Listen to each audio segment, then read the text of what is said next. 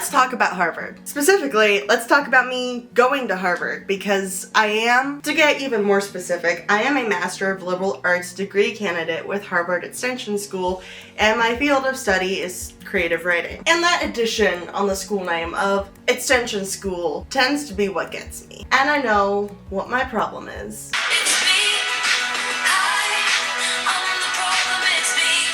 But truthfully, I think I've talked about imposter syndrome on a number of occasions throughout the life of my channel, and we're dragging that back out again. At its core, imposter syndrome kind of makes you feel like you're not actually good at whatever it is that you're trying to accomplish, and that whatever successes that you have are just some sort of happy little accident of success. And I think the biggest hit is that imposter syndrome makes it feel like you are going to get found out as a fraud for whatever it is you're trying to do. No matter what it is, how hard you work, how good you are at the thing that you're trying to do, somebody is going to call you out. When in reality, nobody's going to call you out. Just to give you an idea, the number of times that I would submit an assignment in undergrad and wait for the instructor to sit me down and tell me that I was a plagiarizer and that I was going to get kicked out of school, despite the fact that it would have been literally impossible for me to plagiarize given the specificity of the assignment, and the fact that I literally wrote it the night before, because let's be honest, most of the papers that I wrote in undergrad were written the night before, was, we'll just say, significantly more than 0. And even when I would get papers back with the little A somewhere along the top, I kind of felt like it was a fluke. Like, I didn't actually deserve it.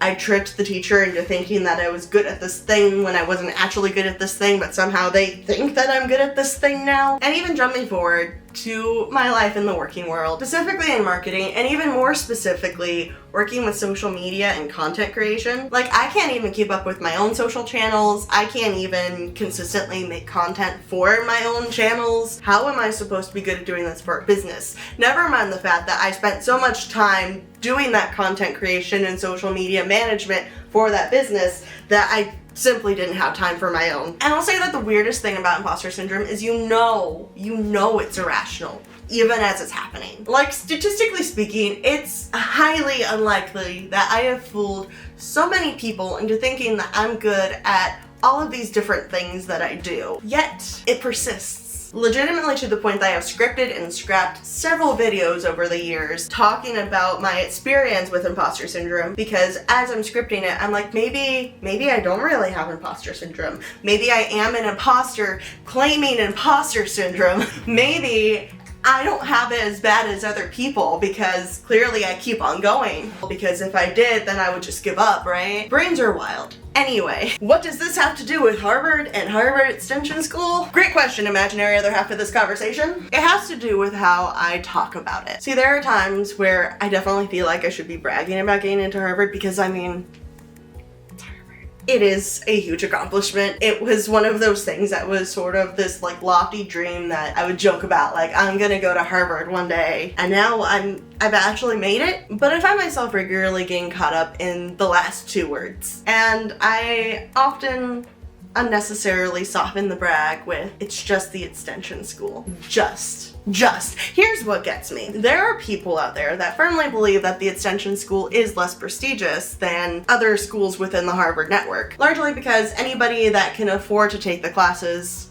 can take the classes. What makes it prestigious is being a degree candidate, because the degree itself is just as intensive and rigorous as it would be with any of the other schools. What makes it particularly different is that degree candidates have to earn their way in, rather than relying on transcripts and extracurricular involvement from previous schools. The extension school makes you actually participate in classes before you even apply for the degree. And this is really to prove that you are actually capable of keeping up and doing the work and doing it well. It's more accessible, certainly, but that doesn't make it any less prestigious. If anything, I feel like it sets students up for more success, because this program actually requires you to already be involved in Harvard classes, so you already know what to expect. And as a student, it frustrates me when I see people treat the extension school like it's somehow less prestigious. The same way it would frustrate me in undergrad when people would make snide comments about my English degree. So if you already read, what's the point in majoring in English? Isn't it a bit redundant? Yet, I catch myself all the time being like, yeah, I'm going to Harvard,